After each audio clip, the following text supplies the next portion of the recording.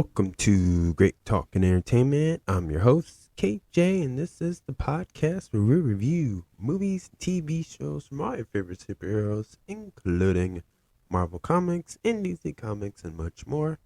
Please subscribe to our YouTube channel, Great Talk and Entertainment official channel. Now let's go, baby. Hello and welcome to the podcast. This is going to be my non-spoiler for the new DC Comics animation film that is available now on HBO Max, which will be soon be called Max on May the 23rd of 2023. This is my non-spoiler review for DC's Legions of Superheroes. This is the not the 2006 version, but this is a different version, which is about Supergirl. So, again, this is a non-spoiler, so sit back, relax, listen to my whole review, and then hit that like button, hit the thumbs up, that's what I mean. Then go watch it, because I highly recommend this. So, this is my non-spoiler, so let's get into it. Legions of Superheroes is a film that gives us a different take on the Supergirl origin story, and a different take as well from the 2006 version of Legions of Superheroes. Yes, what I mean by that is, like, no, this is not about Superman, because the 2006 version was about a young Superman, and it was more about him. This one's more about Supergirl, like I just said. And I tell you what, the main plot of this story was pretty simple, but it was just showing us how a young Kara Zor-El was beginning as a teenager, struggling in life and figuring out how to be a superhero. We also get an unlikely team up and friendship that you wouldn't expect, but you kinda could, but you know. This film has lots of plots and twists that you won't see coming, but there are some obvious ones that if you just pay attention, you can kind of figure out and connect the dots. I will admit that there was times where I kind of lost focus and was kind of like not paying attention, and my reasons for that were I felt like some of the dialogue with some of the, like, just the scenes where all these characters were interacting with each other, I just felt like they were dragging on too much and they should have just got to the point. And because of that, it kind of slowed down some of the action-packed scenes, which I just feel like they should have just added more action and sped up to the point, which I'm not saying it's bad, but I just kind of like, that's what I got out of it.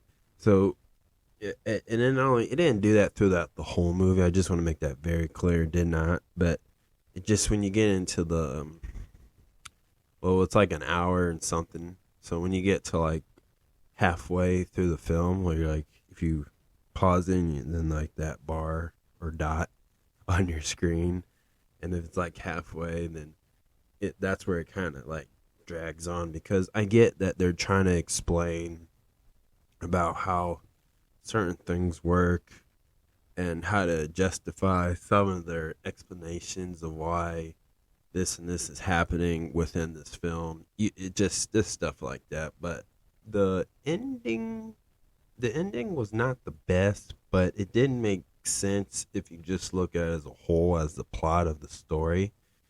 And it's really easy to understand, but again,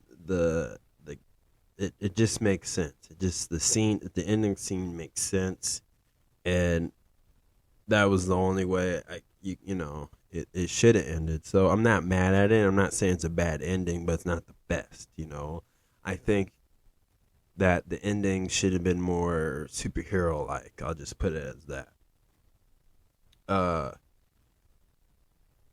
The performance that you see with a lot of these voice actors, the people who voice act all the characters, even who voice act from Supergirl and all them, they did really amazing job as a performance, and it was just really fun to watch. And you get to see Supergirl and her friends, new friends, to say, team up, and it again, as far as like how it's connected to like the the uh this new version of the DC animation films, like like for example, what I'm saying is it's not connected to the Flashpoint movie, the animation film.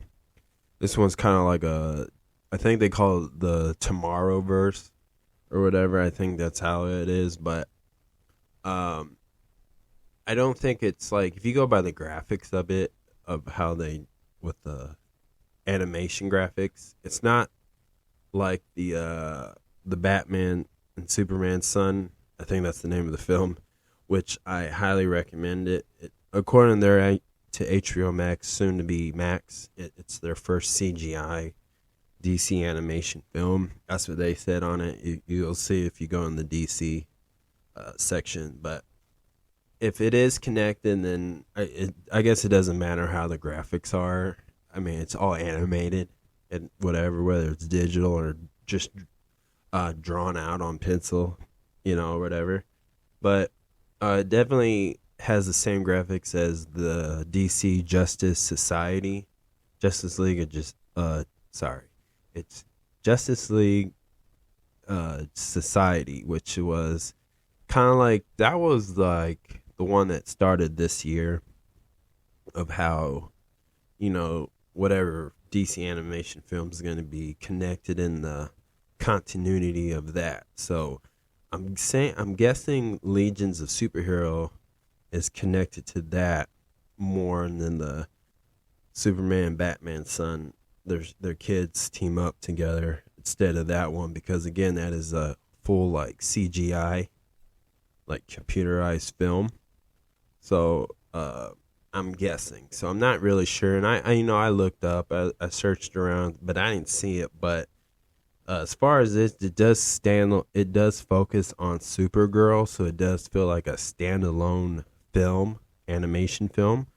So again, once you watch this, you'll know how it could be connected, just because of it's DC. But again, it's just a film you can just watch without trying to figure all that out.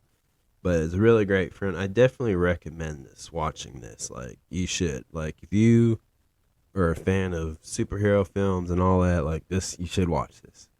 1 out of 10, I'm giving this an 8. It was a really great film, and sometimes just having a simple superhero story makes a really great film, and that's what it did. Really no complaints. Like, I'm going to save a lot of those. If I'm going to nitpick and kind of talk about that, that's what I'm going to do in my spoiler review for Legions of Superheroes, which you be on the lookout for this spoiler review, which I'll go much deeper. But other than that, this is a great film to watch. So definitely watch this. So that's my review. Again, I'm giving it an 8. This is a film worth watching. It's really good. It's not their best, but it's really good. It's really good. DC animation films are usually really good, are really awesome. So it's not their best ones if you want to compare it to all the ones they have made in the past.